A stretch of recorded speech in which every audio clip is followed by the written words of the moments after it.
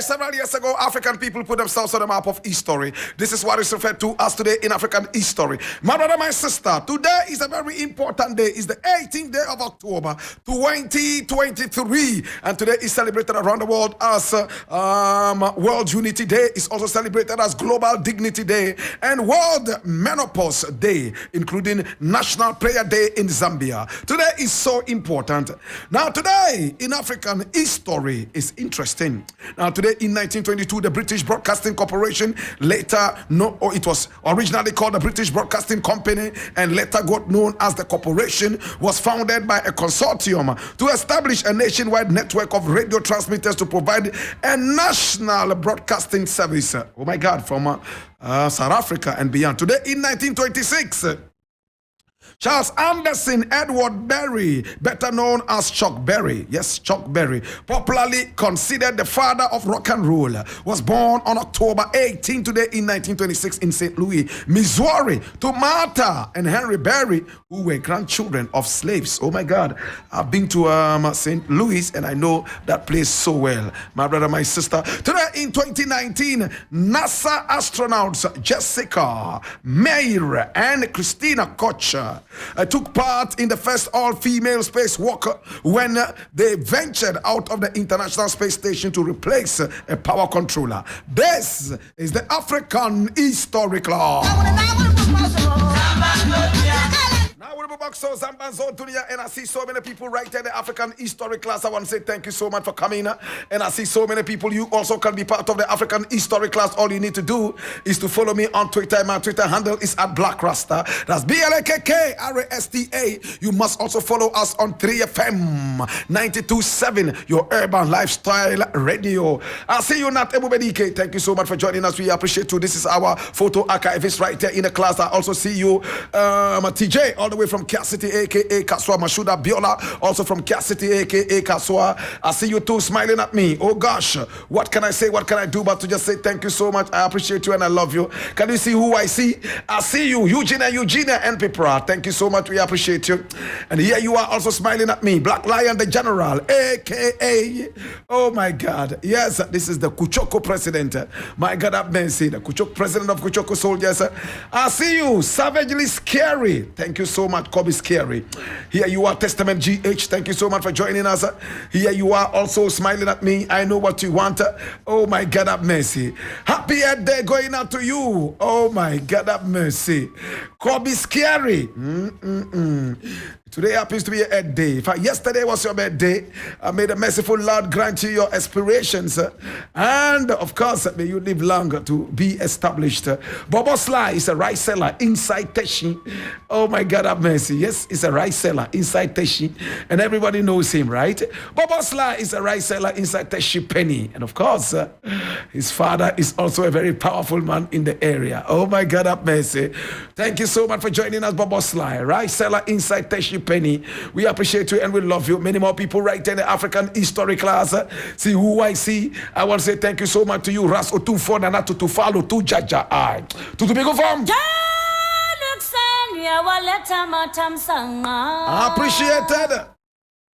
Buhari, the AC specialist, I see you. Empress Gassi B, here you are too. Love and respect to you.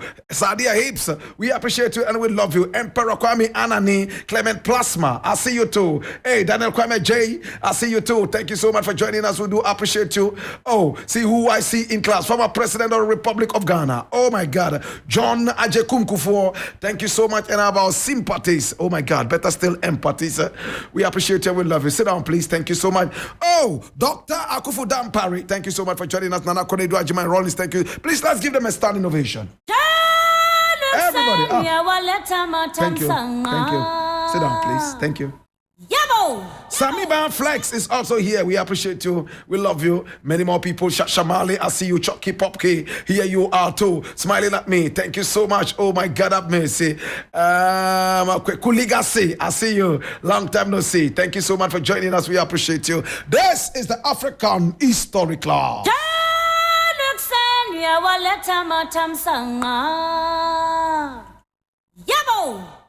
And today's class, my brother, my sister, is going to take 5 minutes. 5 minutes, I said.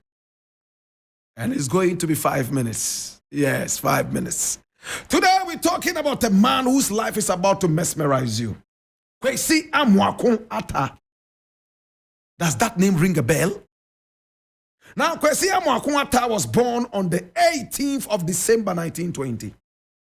Kwesi is spelled Kwesi. Amwakun Ata is hyphenated. Amwakun is Amoako and hyphen Atta. Kwesi Amwakun Ata. My brother, my sister, at the time, he was the finance minister of this nation called Ghana. He was an MP for Chebi. And he, my brother, my sister, defied all the odds and followed Kwame Nkrumah. It's about to get interesting.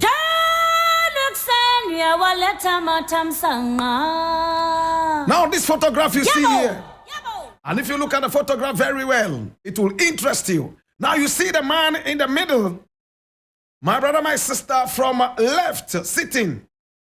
The one in the middle, I'm talking about first, second from the left. That is the man we're talking about today. My God have mercy. And this is a very young photograph of this great man. His life is about to mesmerize you. Kwesi Amwakun Ata was born on the 18th day of December, 7 days before Christmas, in 1920. His father was the king of Chebi, Nana Se Oforiata the First. My God. And his mother, my brother, my sister, was the woman by name, oh my God have mercy, interesting things are happening. Agnes Akosua Dodua. He came from the royal family. No wonder you see umbrellas and palanquins all over him. And if you look on your far left, you'll see the Gold Coast police sent all the way to the palace to guard the royal palace. My brother, my sister, today we're talking about one of the children of Se Oforiata. Now we all know that Kwame Nkrumah was a man who was opposed so much by the Ashantis. He was also opposed at a certain point by the Evers. And he finally found solace in the northern people of this nation and some other such people as the Nzema and beyond, including the Fantis. Kwame Nkrumah himself was fought severally to swear him away from becoming president of this nation. But he was ordained to be a leader, and it happened. Now, the man we're talking about today, Kwesi Amwakun Ata, became a very good friend and a trusted, bona fide friend of Kwame Nkrumah. How did it happen? Now listen to this. He went to school at the local government school in Chebi from 1926, when he was only 6 years old, to 1936, 10 solid years, where he obtained his standard 7 certificate. And he had the standard 7 certificate at the age of 16. He was employed by the Bank of British West Africa as a clerk. He became a banker at the age of 16. Very smart, and his father pushed him into very, very key positions. My brother, my sister, now whilst working at the bank, he studied banking and obtained his diploma in banking in 1945. He began studies as an external degree student from the University of London, but he was unable to complete his course. While at the bank, he never gave up. He succeeded in organizing his colleagues into a trade union. And from 1945 to 1949, he was the secretary of the Bank Employers Union and general secretary. When there was a split in the union in 1949, he was promoted to managerial status. And this made him one of the first Africans and 2 others to attain this feat. As a manager, he was assigned to the credit department of the High Street branch of the bank as its manager, my brother, my sister. And in March 1953, he was reassigned from the bank, my brother, my sister. And he went all the way to join the Bank of the Gold Coast, now called the Ghana Commercial Bank. My brother, my sister, from one managerial position to the other, hey, He got a traveling experience in 1958 under Kwame Nkrumah.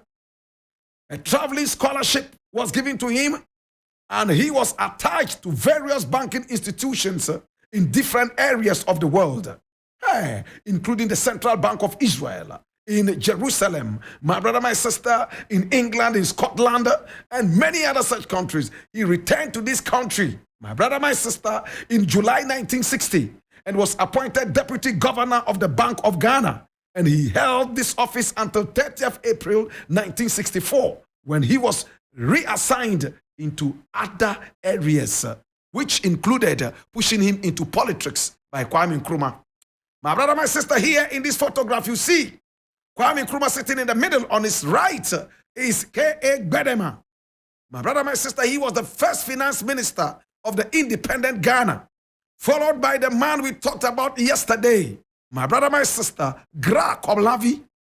And after him is the man that we're talking about today, my brother, my sister, the wonderful, oh my God, the wonderful Kwesi Amwakwata. And we are ending the class now. My brother, my sister, he was able to raise the economy of this country from nothing to something when he was finance minister of this nation in 1965. He was the one who also stood firm and made sure that all Nkrumah's lofty, very, very lofty activities for the nation were all financed, all the projects. He did that. He paid, and everything was done. But Nkrumah was overthrown in February 1966, and that ended his service to the nation, albeit temporarily. To come all the way from the Euphoria task and be part of the CPP is a huge achievement, because these two political traditions do not merge. My brother, my sister, in a post-Nkrumah regime, he held various public posts, such as serving as a financial consultant to Tata Brewery in 1974, and also serving in the National Redemption Council.